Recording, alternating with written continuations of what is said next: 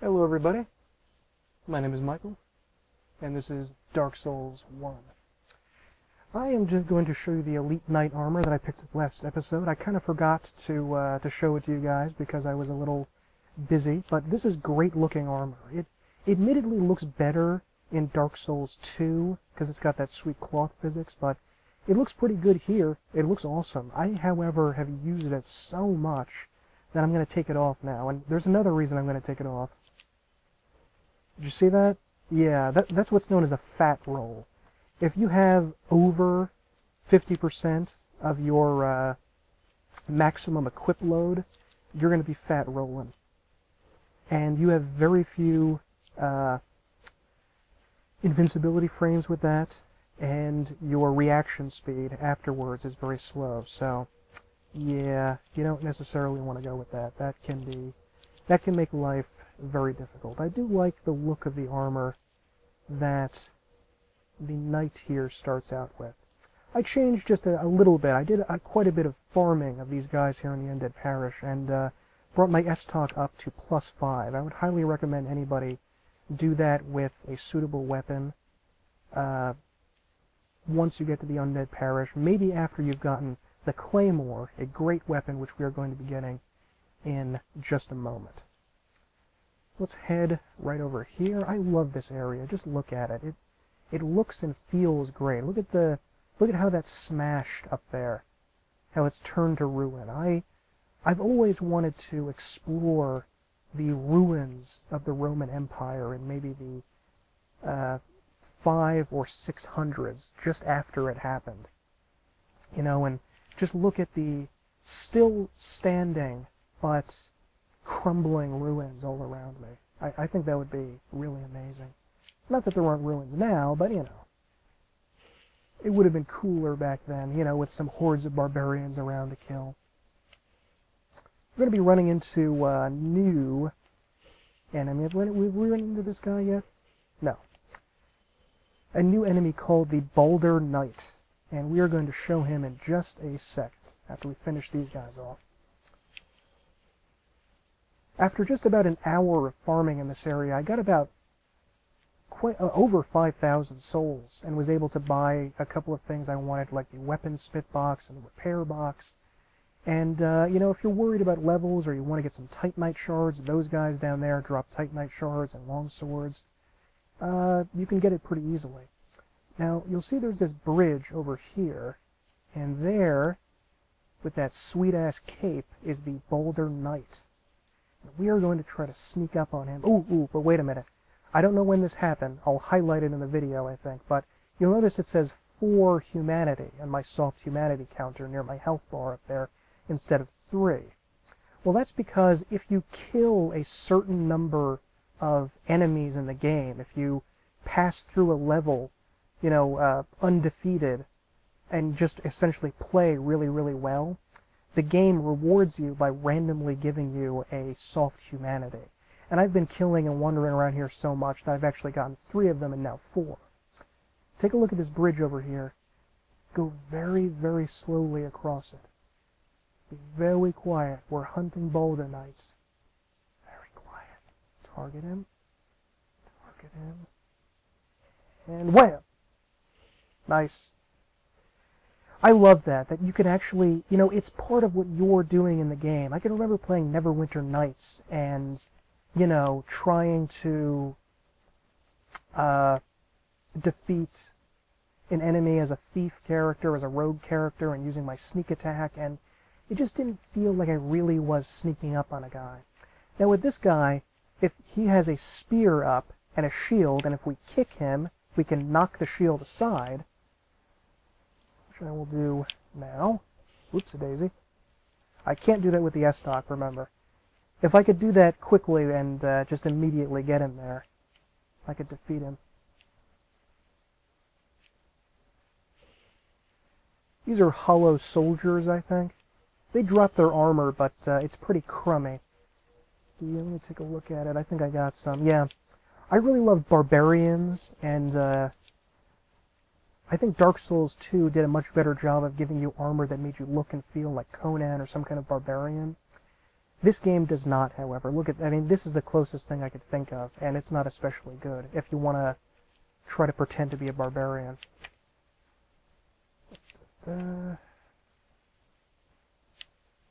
Another spear guy over here. Come on. It's pretty hard to parry spears like that, but you can do it. I also did not mention last time much about the longbow. As with any Souls game, you absolutely need to include ranged attacks if you're going to be playing the game the way that the developers want you to be playing it. And in Dark Souls 1 as opposed to Demon Souls, they changed up the long-ranged weapon use quite a bit. And in Demon Souls, you could be a strength character and still get a hefty amount of scaling on a reinforced longbow. If you upgraded that to plus 10, you'd be doing amazing damage, and it's not really all that much better if you were a high dex character. A strength character and a dex character can do that.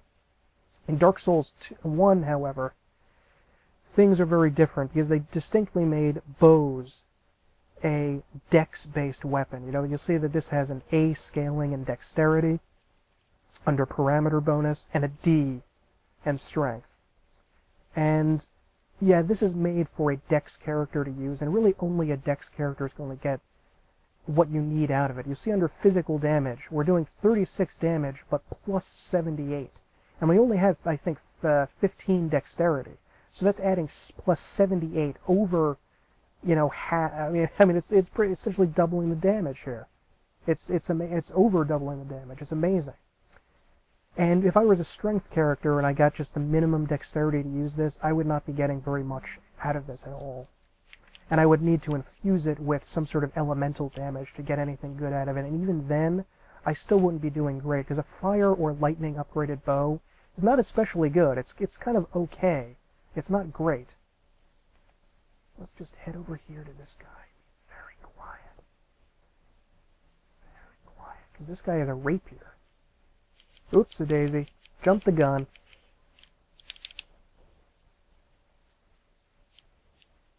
This guy can also parry you, because I think he has the shield.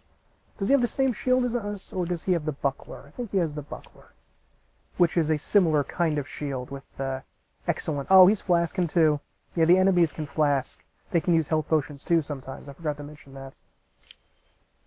And through all of my farming here, I actually managed to get, on my first try, this.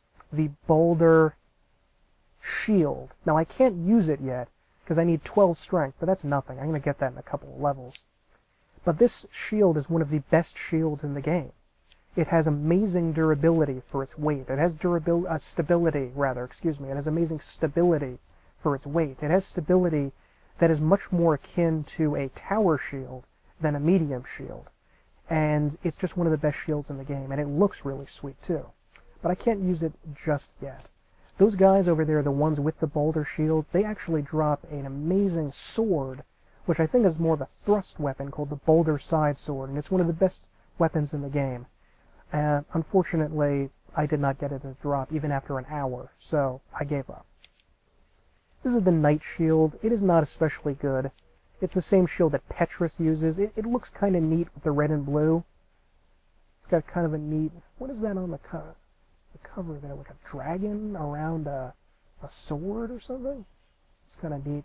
It looks cool, but its weight is high. It's 5.5 units. And it's not significantly better than the Dragon Shield. It's actually worse. Look at this. You know, it's considerably worse. Now let us move on. You know, in fact, I'm going to put on the Dragon Shield, because we're going to be heading down there. We're not going to go through there. We're going to come through there another way, because I want to show you this other little section down here. And we can pick up the game's first halberd, which is pretty darn sweet.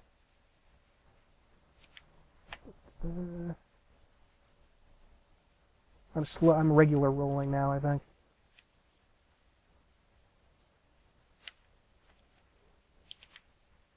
I think we have aggroed one of the Boulder Knights in there. Yes, we did. And, oh, it's one of the ones that's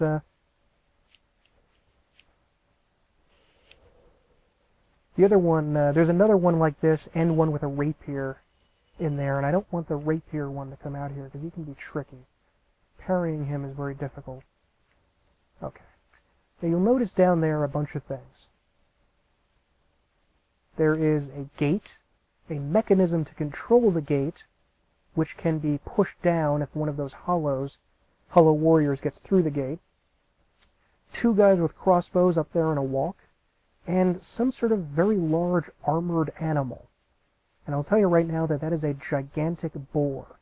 If you read through or watched Game of Thrones, yes, a gigantic wild boar, just like what killed the king. And that item, the white glowing thing right down there, is a very important key that we need to pick up. We're going to run down, grab the key, and immediately break left and go down a small pit where there are some stairs in order to proceed through this area. That is not the only way you can do this, but it is one way. Let us go.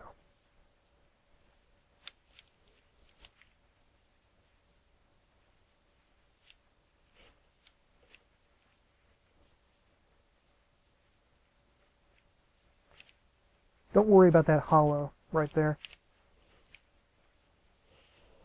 There we go. Get the shield up in time. Darn it. Ugh.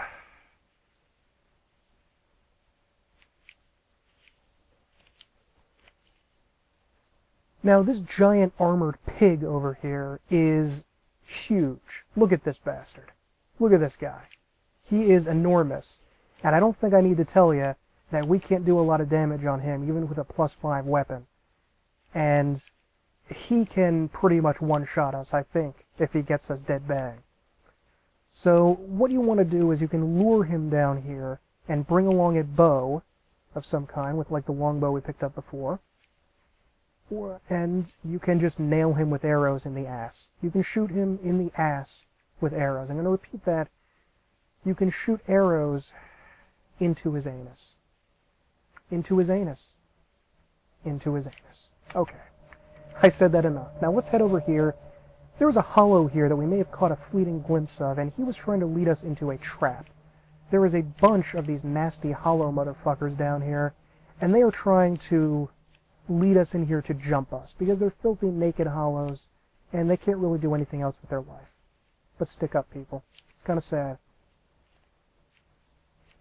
The undead economy has just been really, really crummy, and they've had to resort to, you know, getting into the game, killing people, jumping people. I've been watching The Wire recently, that's why I'm saying these things. Okay. And if you have the master key, you don't need to bother going down here. But I'll just show you in case you don't have the master key. There is a mystery key that is very useful for something that we will do later on.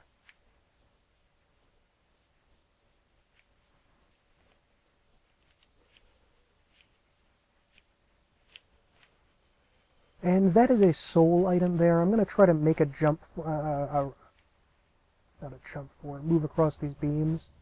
Hope I don't fall. It's not important, don't worry about it if you're worried about crossing these. You do take falling damage in the Souls games, just letting you know. That wouldn't have killed me, but it wouldn't have been fun. Alright. Now what do we got over here? There should be one more. Oh, no, there is not. And this is that fog wall I showed you before. And at the bottom of us is Mr. Pigman. And there are our crossbow friends. They are not very nice. They obviously can hit us from down there. I'm almost certain they can. Yes, they can. That targeting system can really screw you up. And it almost did right there. Because it targeted, instead of course, the other crossbow guy, it targeted the frickin' guy with the spear and shield that fell down there. You'll notice there that the gate is now closed. One of the hollows, as we were running through here, immediately ran through the gate and closed it from the other side, making this much, much, much trickier coming from the other direction, because there's not a convenient bonfire there if you were just passing through. Sorry about that. And here, if we jump down over here, we can find some alluring skulls. What are alluring skulls, exactly? Well, let's take a look in here. A skull with meekly lingering souls throw to shatter and spread souls to attract certain types of enemies. Souls are a concentration of life, and the life-starved hollows are lured by its power. Not effective for all enemies.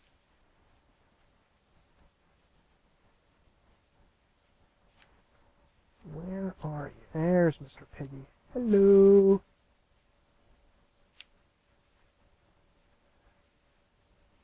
Yeah, there's one guy next to him. Okay, let's see if we can do this. What the alluring skulls do is, if you throw one, then all of the enemies around there are going to immediately charge towards it. Not every enemy in the game will follow alluring skulls, but quite a few of them will, including that pig. And if we throw it down in this fire here, take a look. Come on. Come on. I know you want that. Come on. Oh, shit.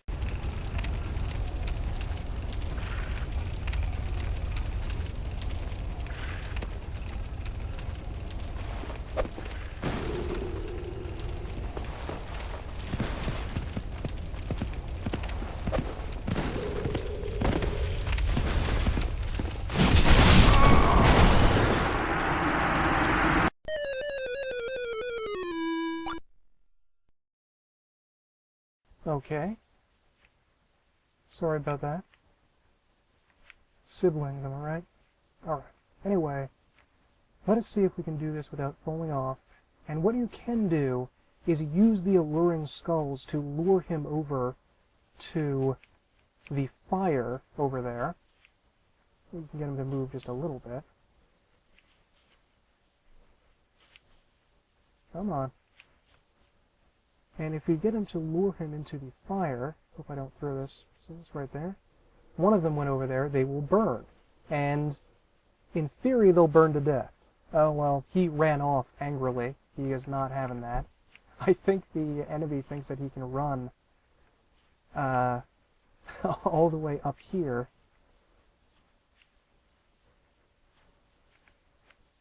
Maybe just once more.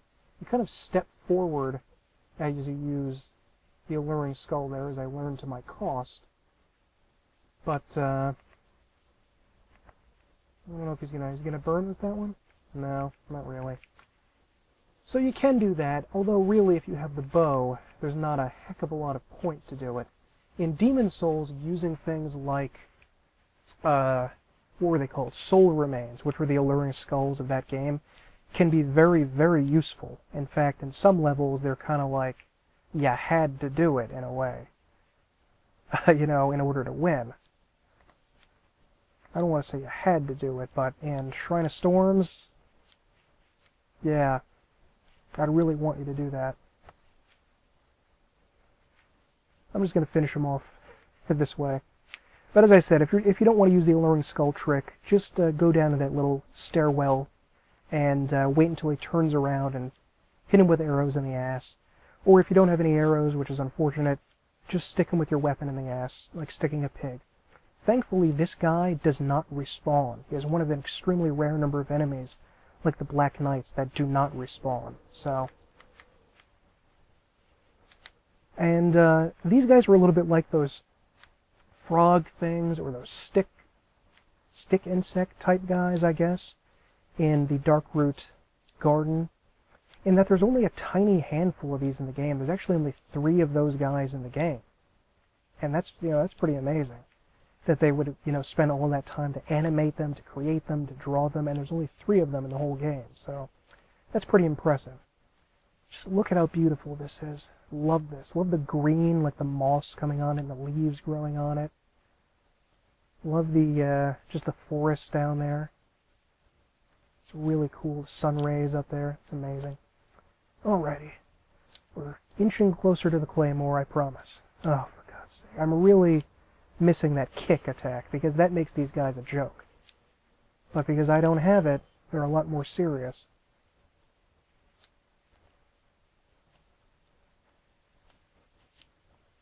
The shields that these guys have, by the way, are not terribly good. You can get them as a drop, though. Alrighty. Now we're about to go into a very tricky little area with a bunch of nasty, filthy, disease-coated rats. Let's go here. Kill you, pal. There we go. Alright. Now let's take a look down here. The Claymore is just past this gate, but we have no way of opening this gate right now. So we are going to have to go the long way around, and that involves dropping down that ladder right there. And I'm not getting too close to it, because I think the enemies at the bottom of the ladder, the rats, begin to spawn, or not spawn, but begin to aggro and come towards the ladder as soon as you get near it. I've tried many times dropping firebombs down into that pit there, down that ladder, but it hasn't worked, so you really just have to go down and fight them. Fortunately, with the S-Talk, I can attack from behind a shield, so that should make it easier, because 3 of them jump you in a confined space. They attack very quickly, and they poison you very quickly. And that's something I'm going to have to be worried about, the poison more than the damage, really. Alrighty. See, they're right here at the bottom waiting for you. Okay, 2 hits to kill. It's not too bad. But I don't have much in the way of endurance, so... Okay. Thankfully we got through that pretty easily. Now we have to sneak under this bridge in order to get to where we need to go. And that guy, we can snipe with this arrow. Archery in all of the Souls games, even even Dark Souls 2, which was arguably the best, where it was done the absolute best, is really supposed to be about sniping your enemies from afar, about getting a little bit of extra damage away at them before you close. It's not really like it's not a lifestyle. Unlike in other games, like in Dragon's Dogma, you can be an archer the entire thing. You know, you're just an archer the entire game. And I love that.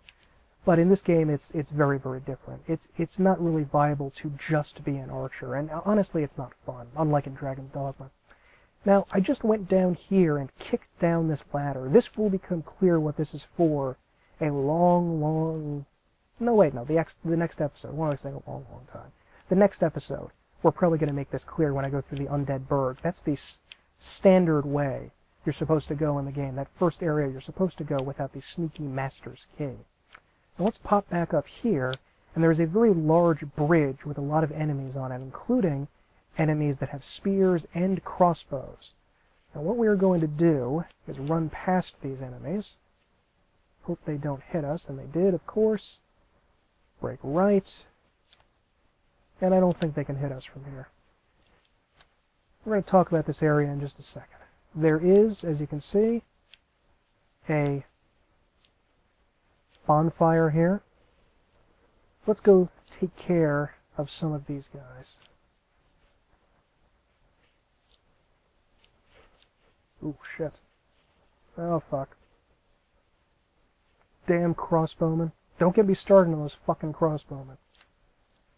They are not good people. Alright. Now let's head over here.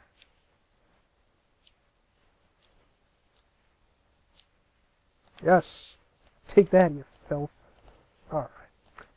Now here we have a soul... Oh, here's the Claymore, and I think the other one is a soul item. Yes, it is. Now we have more to do on this bridge. We're not going to wait until the next episode when we go through the Undead Burg to do this here. Oh, there's kind of an item there. Should I get that? Yeah, I guess I will. You jerk. Fuck off. My greed is going to kill me. My greed is going to get me killed. And it's just the helmet these guys wear. And it's pretty shitty. I don't want it. Alright. Let's head back over here and light up this bonfire here. And I'm going to rest at it. Even though that's going to respawn some of the other enemies in this area, I want to get my Estus Flask back. And I don't... I want to be near here, because we're going to fight another one of those Black Knight enemies. Now, over here is the Sunlight Altar. Look at how beautiful that is. This is probably the most beautiful part of the entire game, or one of the most. I mean, maybe the City of the Gods, Anor Londo, is more beautiful, but this is pretty close. Look at that sun, those sun rays, the clouds gently moving, the mountains over there.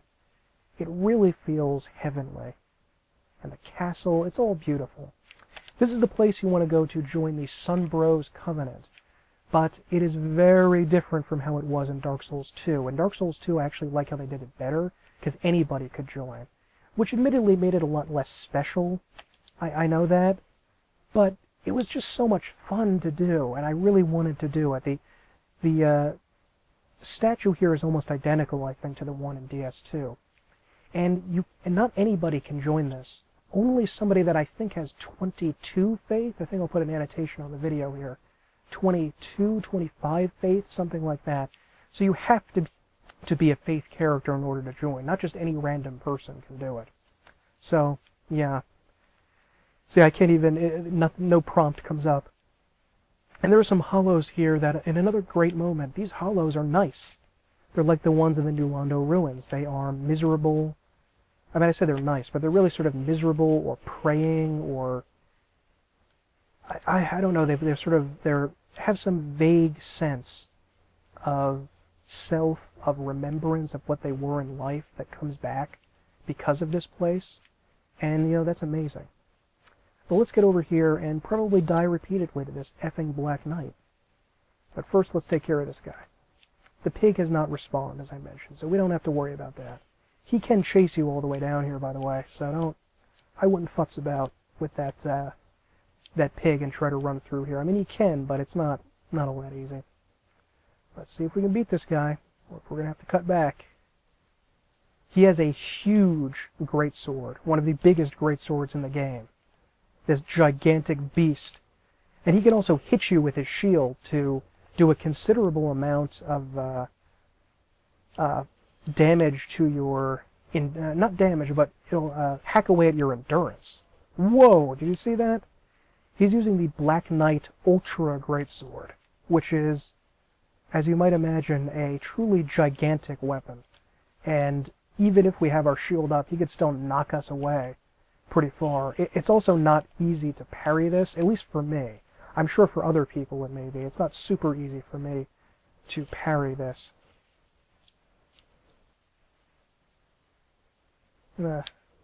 Hopefully get him to go back up to the top there. Or at least come outside here, because fighting him in that stairwell, we're not having that. That's not happening. Ooh. Lucky on that second one, unlucky on that third.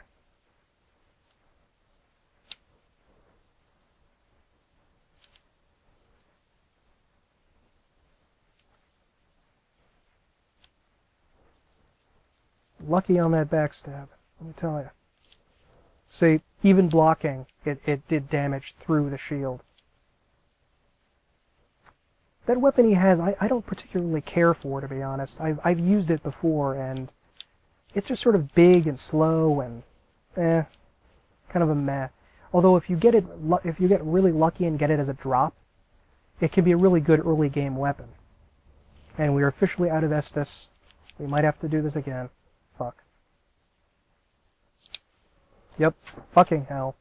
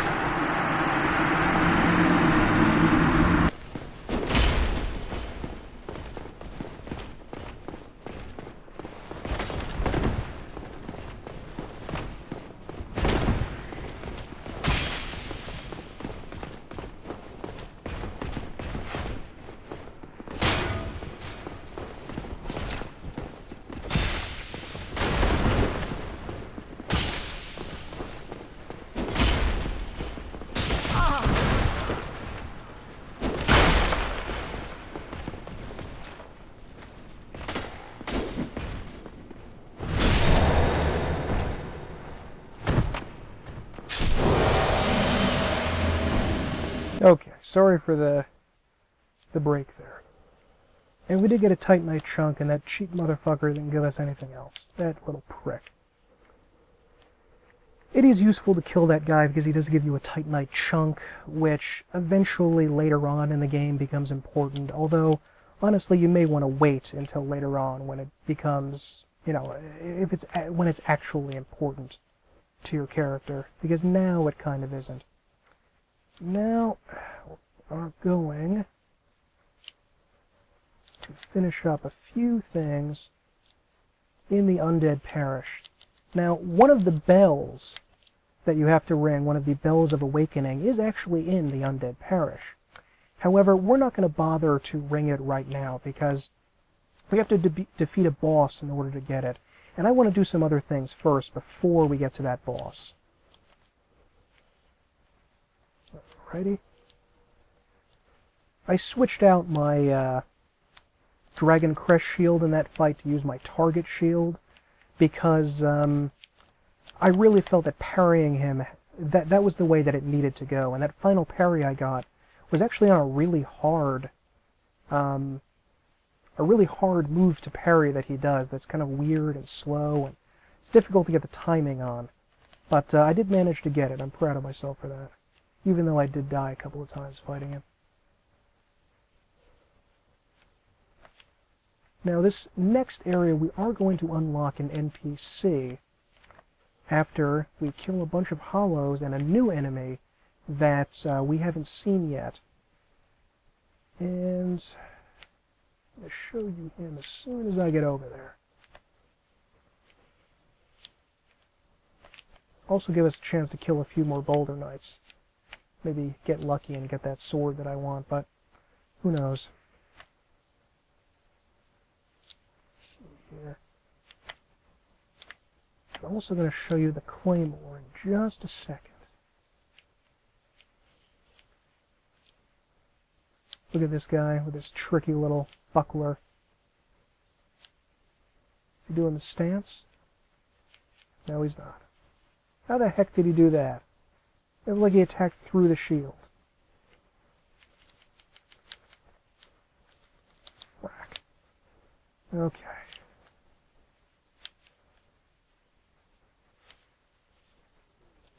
There we go.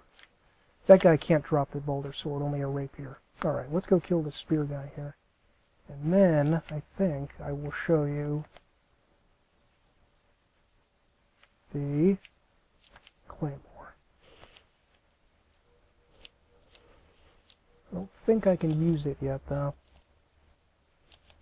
Where are you? There he is. Well, I can use it two-handed, so that's pretty good. This is a great weapon. It has better reach than the Bastard Sword. I think a better moveset. Look at that chop that it does there. It's pretty darn good when the two-hand. And it's a really cool slash, and I think if I could wield it, I would do a thrust with the R2, although I can't. This is a great weapon, perfect to get early on in the game. And the Boulder Knight is to our left. We get to him before the Spear Bro. Thrusts from these swords are very slow and usually pretty easy to get a parry on. The more humanity you have, by the way, the better your weapon drop rate is. That's why I'm kind of hoping to get one. I'm going to go rest at the bonfire before I head over here, but we're going to be going back into that building there, the church area, and taking on one of the channelers. The channelers are, well, they're not that hard now, but later on in the game they can get pretty tough. Let's just head down here and see if I can get some more endurance and maybe fast roll with this.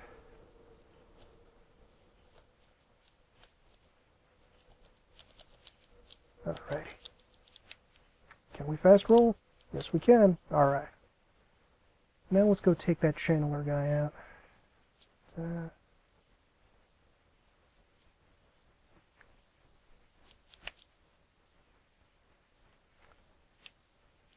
The person that we're about to unlock is named Lautrec, and wow, Lautrec. This guy is quite a character, and we're going to have a long talk about him, and maybe not the next episode, but maybe the episode after that. I really love this area. Do you notice the little embers flying through the air? It's really beautiful. And the sunlight coming from over there is amazing. Alright, the channeler is this guy right here. You can see him up there. That's the channeler. He is a spellcaster. That weapon he has there is no joke. It is not some walking stick. He can smash you with that pitchfork there and really hurt you, and maybe kill you.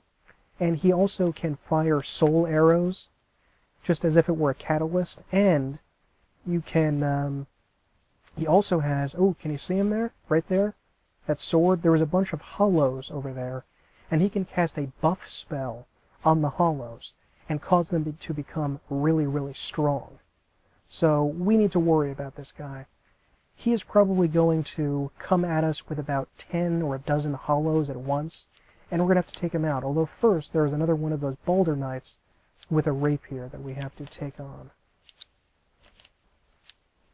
Right now he is in a parry pose, and he will parry us if we try to strike him.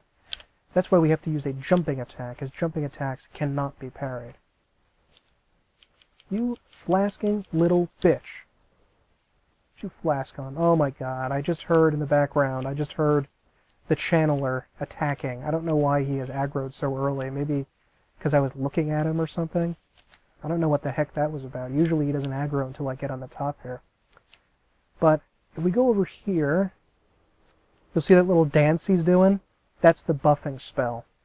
And now you see that little white light around all the hollows? These guys are not the jokes they once were. They are now serious business, and they will hurt you and hurt you hard if you get too close to them. He has also buffed himself, so he is considerably tougher than once he was. There are only 2 channelers in the first half of the game before we get to another section where the channelers really live at.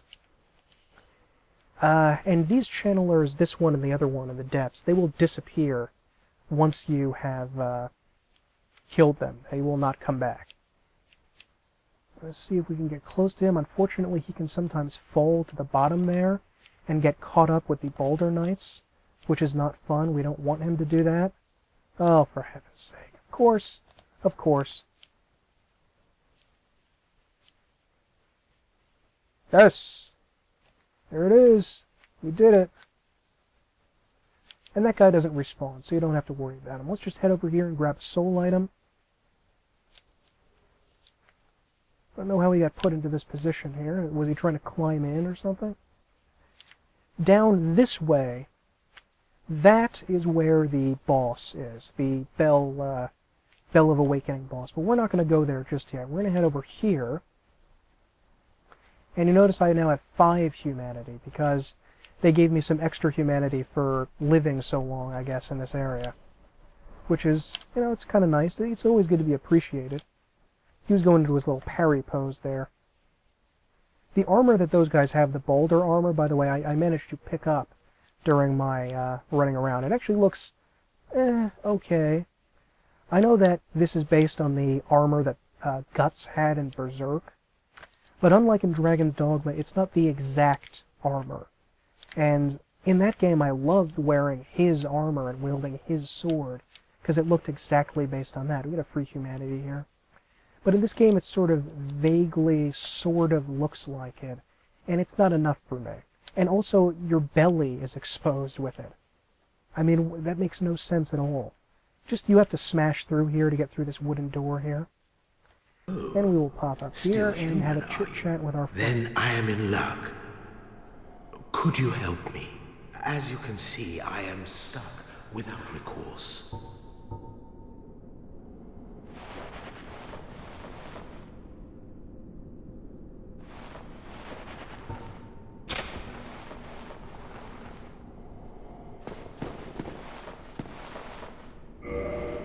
Thank you. Yes, sincerely. I am Knight Lautrec of Parish. I truly appreciate this. And I guarantee a reward. Only later. Yes, very sorry. Your reward will have to wait. I've just been freed. Allow me some time. I am free. Now, I can get back to work.